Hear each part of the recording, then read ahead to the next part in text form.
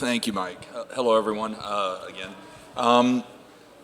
The next 20 minutes, I think, are going to be very fascinating. I mentioned at the beginning of today's events that, we have some exceptional panelists, and we're going to have some really, I think, interesting conversations. And the next 20 minutes may be, in my opinion, the most interesting 20 minutes of the day. I would like to introduce Karrie Trauth. Karrie is the Global Head of Shipping and Maritime at Shell. So she plays a very large role in the industry, and I'm sorry. Is that too loud now, or is it fine? All right, great. Sorry, buddy.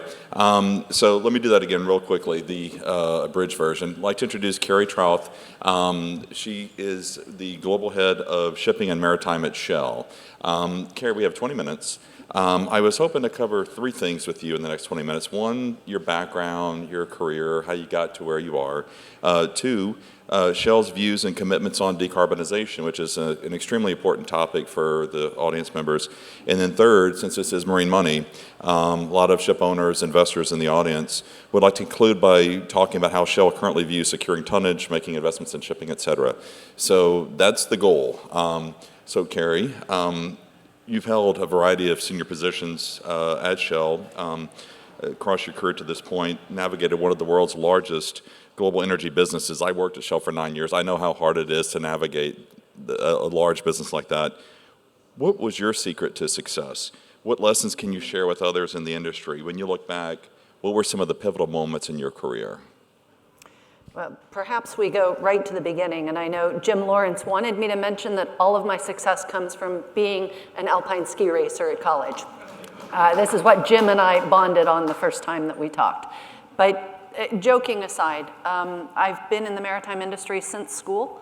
I fell into it and have fallen into the series of opportunities I've had. So, good professor. Honestly, a good professor introduced me to naval architecture. U.S. Navy paid for my school. If you read my bio, I spent 4 years as a surface warfare officer in the U.S. Navy. Got my feet wet on gray hulls, not black hulls, but a little bit of understanding of what it takes to operate in the environment. And then went into ship design and shipbuilding for the U.S. government. And perhaps that's the bit that underpins what I'm going to talk about here within Shell, is that my career doing work for the U.S. Navy was about innovating. It was about introducing new technologies. I did design work on new classes of Coast Guard cutters, as well as introducing new technologies for stealth destroyers. So started as an innovator, as a technology developer, technology deployer, and Shell wanted to introduce LNG as a marine fuel in the US. About the time that we still couldn't export natural gas from the US, but at the same time there was a ton of it. So how do you use it?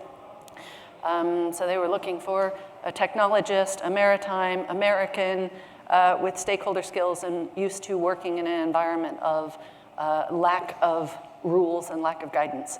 And maybe that's what gets me to, lack of rules and lack of guidance. Indeed, as we were starting to introduce LNG as a marine fuel, there was nothing. There were no standards, there was no guidelines. The only thing we had was what we do on LNG carriers. So maybe that's been the secret of my success, walking into spaces where there's not rules, where there's not a pathway, where there are no answers, and continuing to build a phenomenal team with that vision of how to deliver. Okay, fantastic. So that's great background and context for the topics we're about to dig into. Shell is recognized as a leader in the decarbonization space, and you've made clear your position that the shipping industry must work to decarbonize.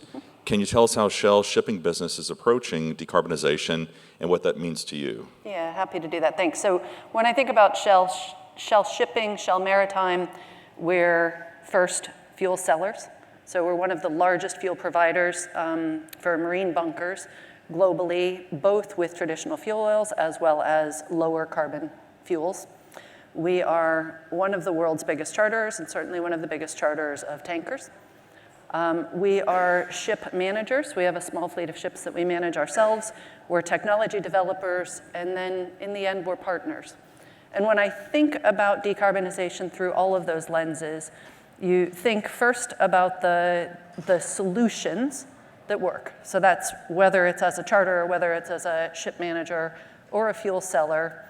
as you look at the carbon intensity of potential fuels in the future, as you look at the cost per carbon intensity, the numbers really drive us today to, unfortunately, as was said in the previous panel, thank you, Tony, to fuel oil. Fuel oil will be in the mix for quite some time into the future, but LNG and biofuels, so FAME, thinking about the cost to abate or the cost per carbon intensity of those two fuels, they are what's available today at scale, and indeed the lowest cost per carbon intensity of the fuels that we can see into the future when you think about lower carbon methanols or lower carbon ammonia. That's on the fuel sales side. What is it for what we manage? What is it for what we charter? We are one of the world's biggest charters. On any given day, I've got about 1,000 things on the water, 1,000 operating assets. Across those, we look to dual fuel tankers. You see that. You saw that very pronouncedly when we started in dual fuel LNG tankers with the Aframaxes probably 9 or 10 years ago now, and have continued to look at that. But we also look at the lowest cost to abate and the lowest cost to compliance, as I expect the ship owners here in the room are all doing. Gotcha, very helpful, thank you. And you've touched on this a bit, you even touched on it a bit in your background comments, but when you look at the role of technology in decarbonization, how do you see that playing a role? Because you just mentioned sometimes we're having to use the fuels that are available, but yet, your background is technology, cutting edge stuff. So how do you see technology impacting the decarbonization within Maritime? Yeah. And it's great to go right after the tanker panel or two after the tanker panel because they hit so many of the topics. Today, the biggest thing we can do is fuel efficiency. We can run our current assets more efficiently, and we can add fuel-efficient technologies to ships that are being built today, even with standard propulsion systems, whether that's air lubrication systems, whether that's shaft power takeoff, shaft generators, whether that's electric ring bus on the vessel. Sorry, I am a technologist. I am a technology deliverer. There are a lot of technologies there, right up to wind rotor sails that we can deploy today. Shell has a technology that we developed and patented called JAWS, Just Add Water. I think the S, I think they eventually went to system, but JAWS is an algorithm, it's machine learning, that looks at the ship and determines the right draft and trim for the given situation, provides that feedback to the captain, and that saves anywhere from 5 to 8% fuel. So the little things we can do today make a huge difference as they get compounded. So as a technologist, yeah, we trial technology, we trial new things. We're looking at methane abatement catalysts. Those who are working on methane oxidation catalysts as well, those who are working on LNG dual fuel vessels are aware of methane slips, so we're working to reduce that. We trial with our partners, and we trial on our own vessels. Yeah, fantastic, fantastic, very helpful. And then on the topic of global sustainability goals, I've read about and heard you and others at Shell speak about the need for collaboration. What does that mean, and how do you envision that occurring in such a competitive sector? Yeah, so 3 years ago today, the Blue Sky Maritime Coalition was launched here at Marine Money. When I was in my previous role as the head of shipping in the Americas, we were looking at how to move the decarbonization conversation for Jones Act and Canadian cabotage vessels forward. And we recognized that there was nothing that any one piece of the industry could do. The charterers can't move without the owners. The owners can't move without the shipyards. The shipyards can't move without the OEMs, the technology providers. Actually, no one can move without regulation. No one can move without the financial community. So we pulled together a coalition for North American decarbonization that takes all of those pieces in. The one thing we don't have is the end consumer. We don't have the Amazon buyer in that coalition. Maybe that's a miss, because that's actually the segment where we see decarbonization happening today, where there's an end consumer pull. So I think when I talk about coalitions, there's plenty of things we can do from a technology development perspective that we have to do in partnership, which is the technology provider, the ship owner, the charterer, the fuel provider coming together. But maybe a bit more broadly than that, it's going to take everyone, including the regulators. And I hope you give me an opportunity to talk about regulators at some point. Sure. I will. No, that's great. And actually, you touched on the next topic I was going to get to, which is the Blue Sky Maritime Coalition. Fabulous. Can you talk about or highlight something that Blue Sky has accomplished that you're especially proud of? And are you satisfied, or what more do you think we should be doing on that front? Exactly. So when I think about decarbonizing in the shipping space, we've looked at this from many lenses and really landed on a start small, think big, scale fast mantra. And that's what I've been proud about Blue Sky doing, is Blue Sky pulling together the partners in the North American, but you could see this globally, the partners in the North American market to find opportunities where we can trial something. So back to the technology trialing, a couple of Blue Sky's partners have trialed an electric tug in the Port of Houston. So it's a hybrid plug-in electric tug. I see Mark nodding. He gave the benediction, that's not the right word, but he gave the comments at the christening of that first tug for Kirby, which is the first plug-in electric hybrid. And indeed, it's operational, working in the Port of Houston on green electrons, and has reduced its emissions from a similar vessel by 80%. That's an example. There are other examples where across the partnership within Blue Sky, we're really starting to see examples, proof points that work within today's regulatory framework that are actually a commercial good deal for all parts of the value chain. And that's what we're looking at and what we need to do more of globally. Gotcha, very helpful. And then back to the regulators. So we're about to pivot to more of the investment in economics, but from a regulatory standpoint, what more could happen or what more could be done that would be helpful to these causes?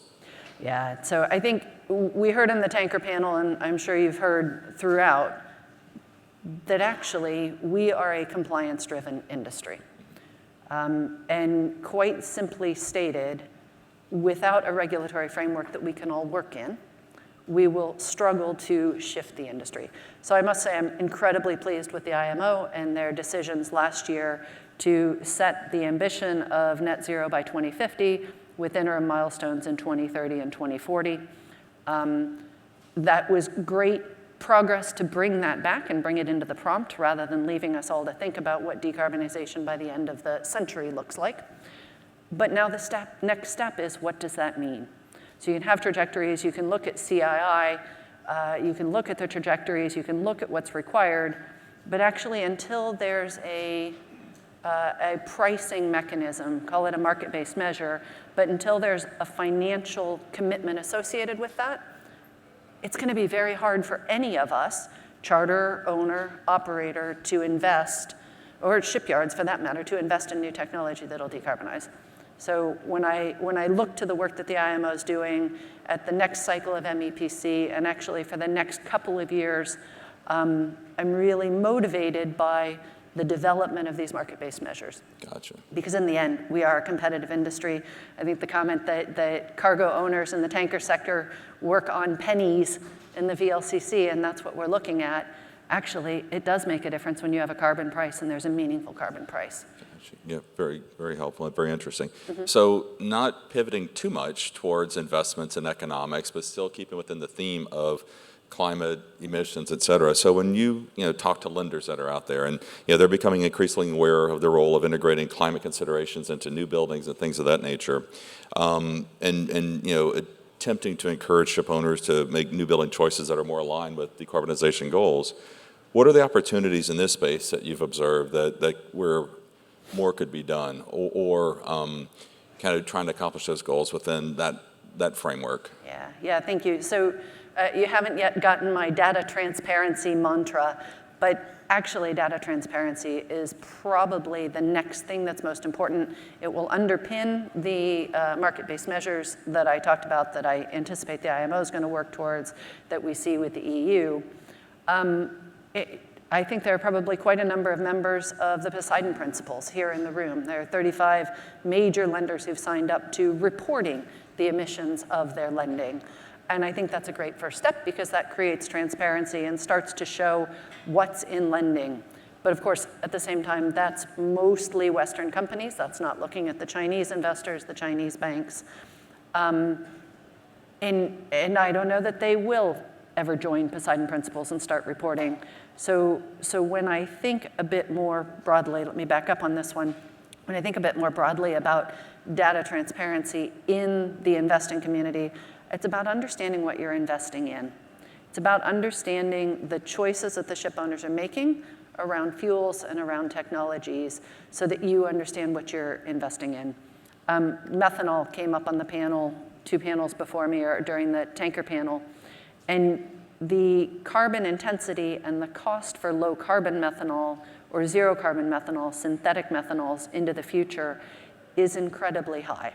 So as ship owners are taking choices to go with a dual fuel methanol, getting presumably green funding from those of you, many of you here in the room, perhaps getting a bit of a premium on that funding to understand the carbon intensity of the fuels, methanol, ammonia, indeed LNG, bio-LNG, and the pathway to biofuels and synthetics.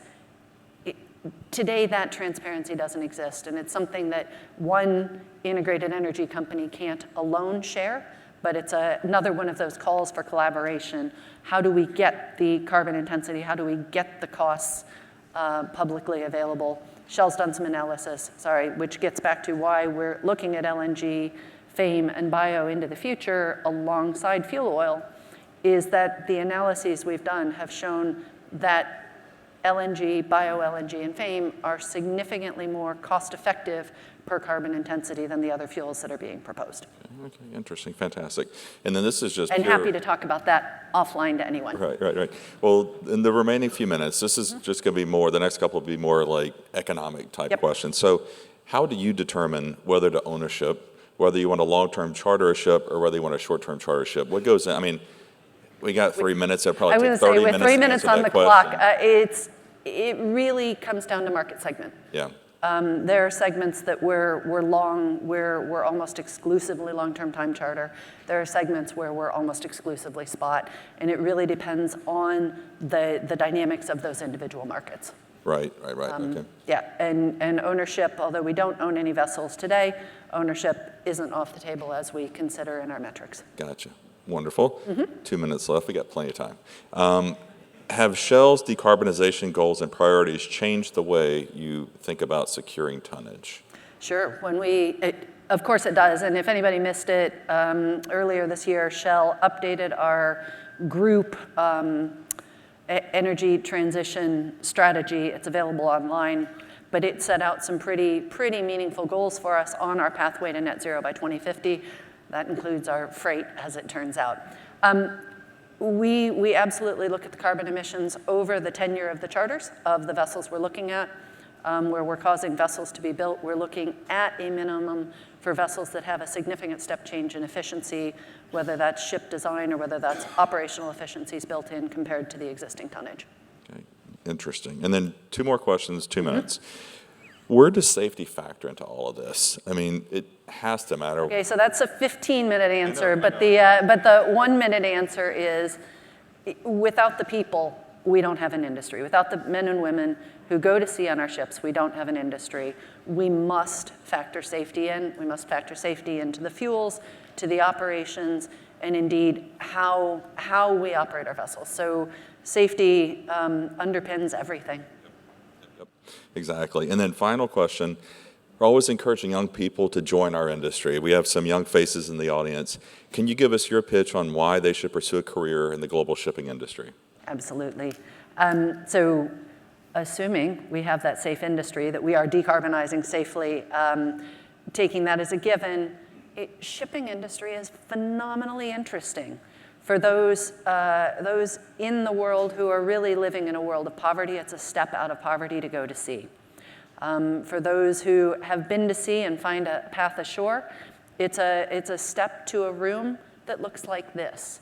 The whole industry is truly global. It gives you the opportunity to continue to learn, to engage. I learn every day. I had a whole bunch of questions coming out of conversations I had last night that I'm going to pursue over the next couple days. But it's a fraternity, but a fraternity of like-minded people who really want to do something good for the world and quite frankly, see the world. And with that, I know, I've got 23 seconds now. There's a 2021 study that the International Chamber of Shipping did that said we currently have a shortage of 40,000 credentialed mariners on the globe. And if we don't do something to change that, we'll be up at 90,000 shortage of credentialed mariners by the end of 2026. So an ask of every single person who's in this room and listening to us on video today, go find somebody to talk to that's not in our industry. Tell them your pitch about why this industry is so cool. And try to find somebody in that 8 to 12-year-old range to inspire to join us. Because there's a reason you're all sitting here, there's a reason I'm sitting here, and it's just the coolest industry if we could get people to join. Totally agree. Karrie, thank you very much. Told you guys it would be content filled. Wow. Thank you.